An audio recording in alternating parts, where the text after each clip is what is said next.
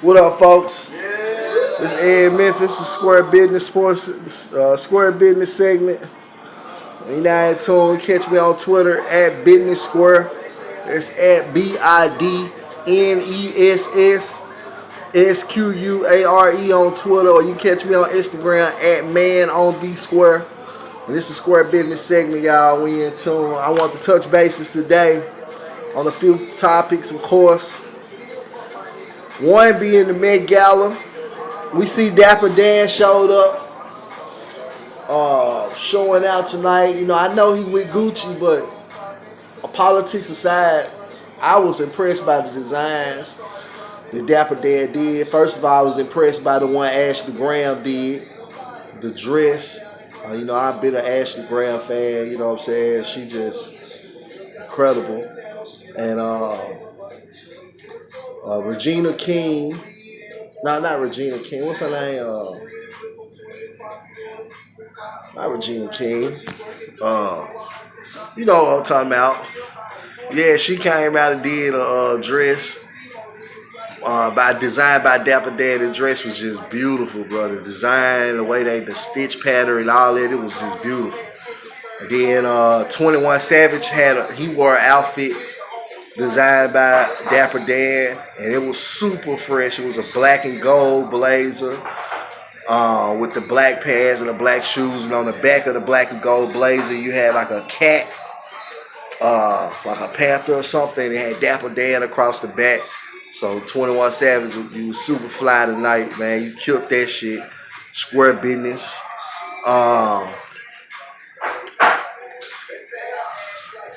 And I know people are saying, well, look, it's Gucci. And that's the difficult thing about it. Some argue they using Dapper Dan to try to bridge the gap between cancel culture and Gucci right now. After Gucci did the blackface designs and whatnot. So it's a tough one, man, because I feel one side, then I feel the other side. I agree. I can see where both sides coming from on this situation.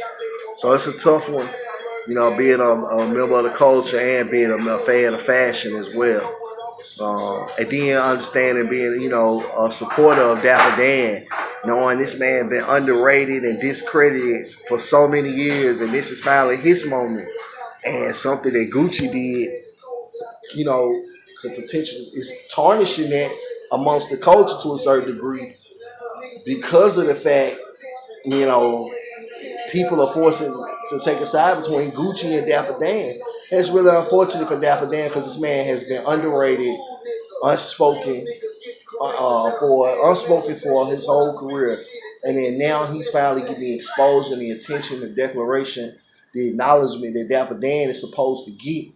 And it's not able to be fairly done because of Gucci's mistake. So it's really unfortunate.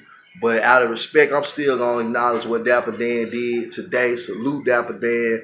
Your designs were beautiful.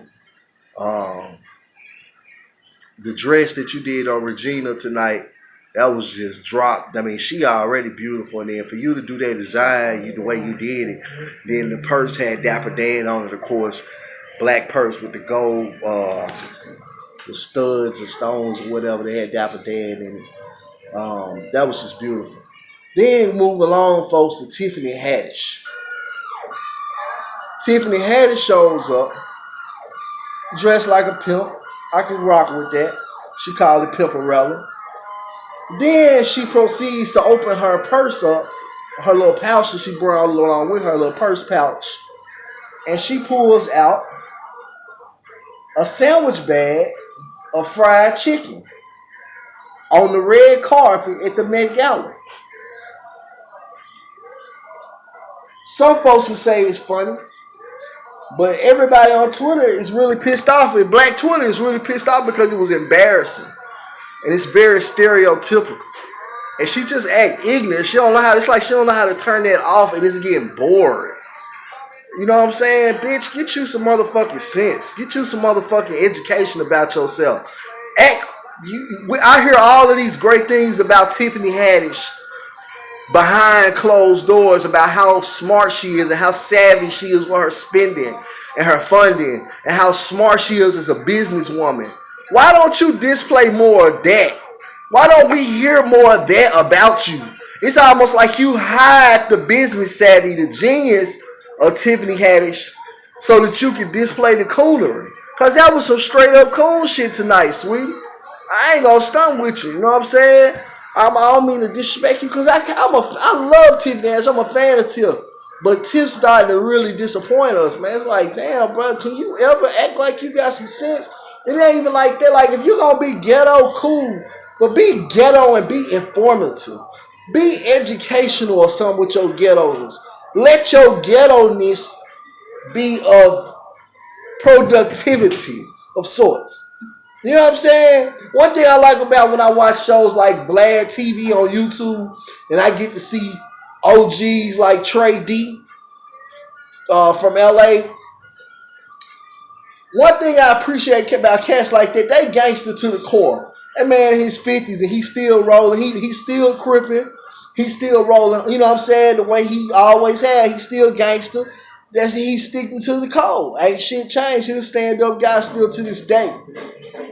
But one thing about that is that even in his gangster, he still is informative.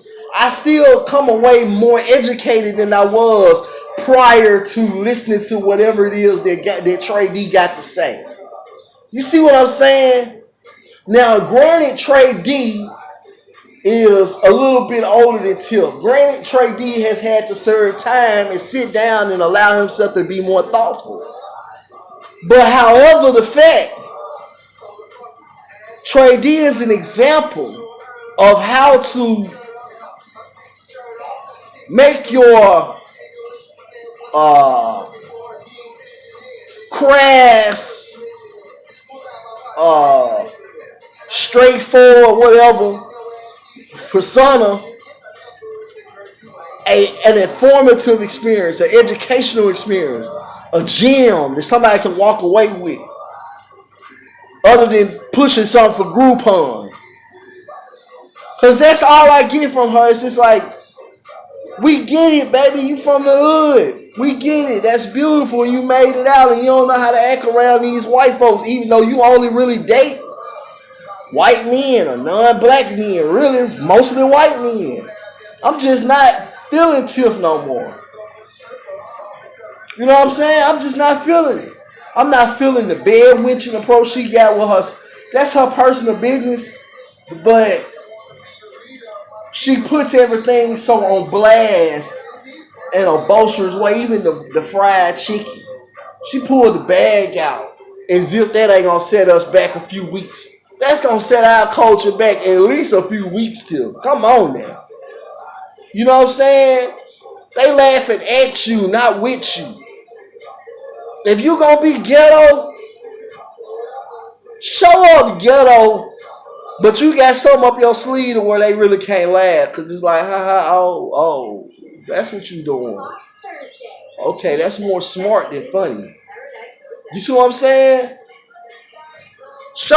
Do something more productive, bro. If you're gonna be ghetto and loud and ha, be loud and give us real estate information. Be loud and tell us about the business. Give us the intelligence of Tiffany Haddish that made you the star you are. Cause I hear all these good things about how you smart behind closed doors and you know how to make something out of nothing. You're a savvy businesswoman and you put people on.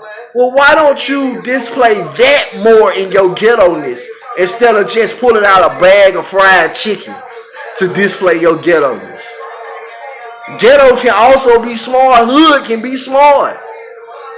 You can be a hood mastermind when it comes to just your moves and your thoughts, the way you get down. So I'm off of that, and I want to move on to one more topic, being Zendaya. Everybody is, of course, waiting on Zendaya. I've been hitting the refresh button on the Twitter screen constantly. I can't even go do what I got to go do because I just got to see what Zendaya going to pull up in, and I got to see what she going to look like. You know what I mean? So everybody know how I feel about Zendaya. I ain't, my wife, I don't, Zendaya, So we everybody waiting. Everybody on Twitter. It's like 50,000 tweets right now on Twitter when I got off about Zendaya. She hadn't even showed up yet. That's how bad people anticipating it. I saw it in Zendaya years ago. I said, man, she gonna be the queen. She gonna take Beyonce's spot. And fashion wise and like persona, she's beginning to take those reins. You know, a lot of people look at Beyonce now as more as the beautiful auntie. You know, which ain't nothing wrong with that either. So that's where we at, folks. This has been Ed Memphis Square Business. Catch me on Twitter at BIDNESS. Circle B Smoke Sausage and Jungle Juice coming out soon. It's gonna be available on all streaming platforms: Spotify, iTunes, Google Play, Apple Music, Tidal, all that. The album by Ed Memphis. Circle B Smoke Sausage and Jungle Juice. I said Circle B Smoke Sausage and motherfucking Jungle Juice. The album coming in the next couple of days to all streaming services near you by yours truly, Ed Memphis. Please don't get it twisted. We out.